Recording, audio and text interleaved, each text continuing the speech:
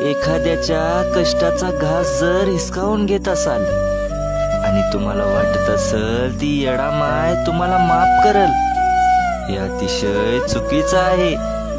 ती येडा माय तुम्हाला कधी माफ करणार नाही, कारण की ती तिच्या लेकराच्या डोळ्यामध्ये एक पण अश्रू बघू शकत नाही. तिच्यासाठी तिची लेकरच सर्व काही आहेत.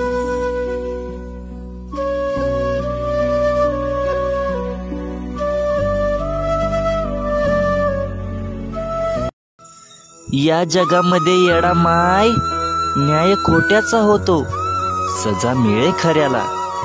न्याय खोट्याचा होतो, सजा मिळे खऱ्याला. खेळ हा कलियुगाचा येडा माय कसा दाविला तुम्हाला. खेळ हा कलियुगाचा आई कसा दाविला तुम्हाला.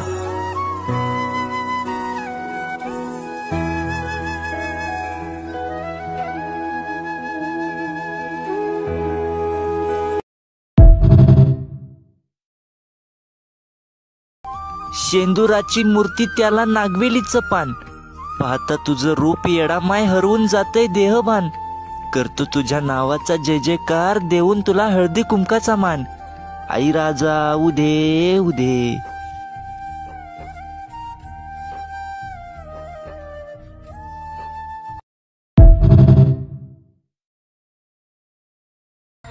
चांगल्याने चांगलं आणि वाईटाने वाईट समजलं मला, पण माझ्या वाईट वेळेत कोण कामी नाही आलं. सर्व माझ्यापासून आपोआप दूर झाले आणि त्याच वाईट वेळेमध्ये येडा माईनं माझा हात पकडला आणि मला येरमाळ्याला घेऊन गेली आणि माझं गाराण ऐकून घेतलं आणि आईनं मला लेकरावानी जीव लावला. तिनं मला लावला जीव गुळावानी ग्वाड, रांचं मी पाखरू पण लेकरावानी लाड.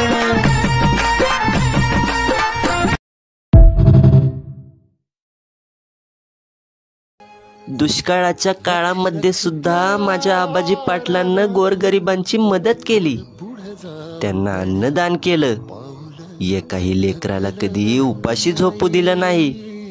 म्हणून माझ्या येडा मायला त्यांची सेवा एवढी आवडली, म्हणून माझी आई त्यांना भेट देण्यासाठी त्यांच्या वाड्यावर गेली, त्यांना आशीर्वाद दिला आणि आज त्या आबाजी पाटलांमुळं ती येडा माई येरमाळ्यामध्ये आली आणि आज त्यांच्यामुळं या येडा माईची सेवा करण्याचं सुख आम्हाला मिळालं. हेच आमच्यासाठी भरपूर आहे. आई राजा उदे उदे.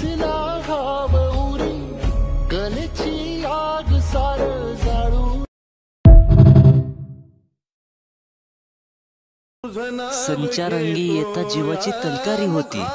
येडाबाई संचारांगी येता जीवाची तलकारी होती. आणि जेव्हा या गणेश बाळाने हाक मारली तेव्हा माझी येडा माय डोंगर सोडून धावून आली. माझी आई डोंगर सोडून धावून आली. जवा अमलेशान हाक मारिली लगबगिनी आंबा धावून येते. जवा अमलेशान हाक मारिली लगबगिनी आंबा धावून येते. कळत नाही येडा माय असं का होतं.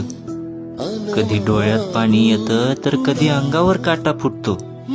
असं वाटतं येडा माय तुझ्यापाशी रडतच बसावा आई. या लेकराची तळमळ येडा माय तुझ्यापर्यंत का पोचत नाही आई.